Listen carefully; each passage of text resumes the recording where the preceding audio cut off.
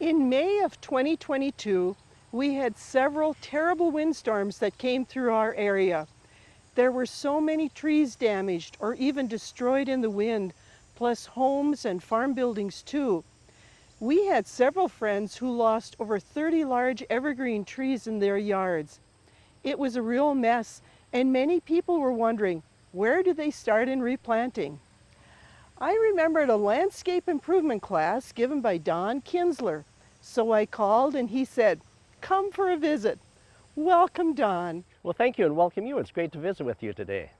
Don, how long have you been involved in horticulture? Well, I actually started about 60 years ago when I was 5. My mom took me out into the vegetable garden. I was supposed to keep an eye on me, and I've never left the garden. And I'm the NDSU Extension Agent for horticulture here in Cass County, North Dakota. Tell us the story of your beautiful home and how it came to be here. And of course, you mentioned the tragedy sometimes of people, windstorms or weather events. We needed to relocate and start over by a less probably tragic event. But our house, which we had actually moved to Fargo 30 years ago, was in an area that was in the way of Fargo's flood protection.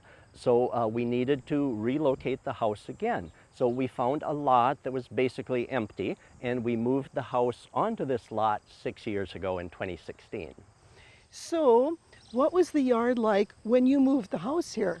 Well, of course, when the house was moved in, of course, with the excavation, the basement excavation, etc., everything was total bare dirt.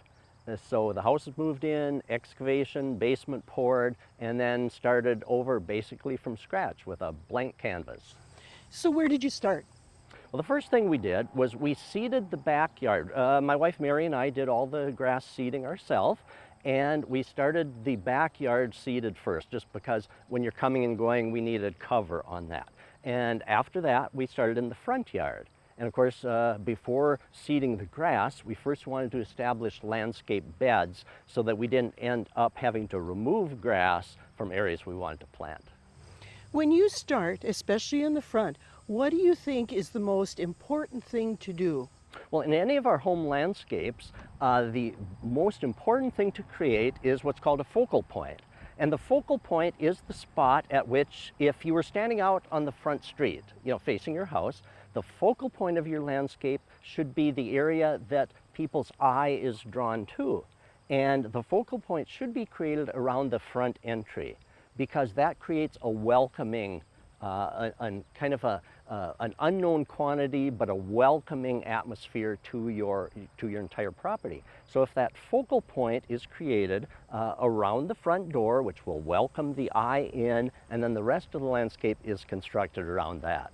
How do you do that? How do you create a focal point? There are a couple of ways. For example, some people will paint their door a unique color would be one way, but of course, being in gardening, we like to create a more plant-based focal point. So a couple of ways we can do it is with ornamental shrubs that are concentrated around the entry. Maybe it's colorful type ornamental shrubs, but also we have a great opportunity in our area to plant colorful container-grown annuals, and that will funnel the eye towards the front door. Should you plant trees in front of your house? We mentioned creating a focal point, and if we locate trees in the front yard that will block that focal point, we're kind of defeating the purpose.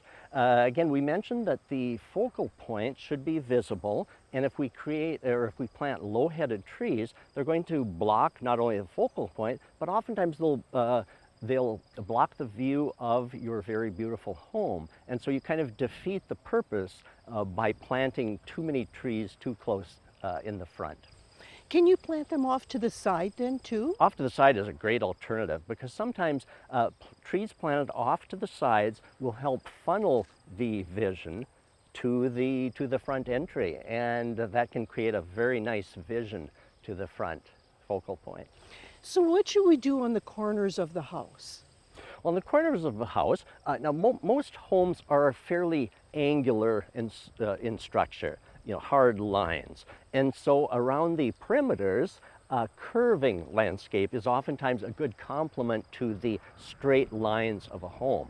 And in nature, the curving lines are just a part of nature. And so by duplicating the curving lines around a home's foundation, we not only imitate nature and give it a good natural feel, but we also soften the straight lines of a home. Can you use groupings of shrubs too? Groupings of shrubs are great because, again, that can consolidate the view up towards the front focal point. And sometimes, rather than dotting individual shrubs, groupings of shrubs make such a much more natural feeling to the landscape. How about flower pots? Yes, annuals and containers are beautiful placed in groupings. Oftentimes that will almost make a little miniature landscape of its own. So sometimes, rather than an individual pot, a grouping of pots of different size containers also will be beautiful. And then it gives a little more impact also. Each of us can give our own landscape that individual look that makes it so interesting. And so the use of color, the different colors that you like yourself. For example, I like to use light colors, especially in the evening. Those are the colors that will show up on annual flowers, whether it's in a flower bed or containers created by your focal point. As the evening is getting a little bit dim, the light colors, such as bright yellows or whites, are those that will show up better in the evening landscape.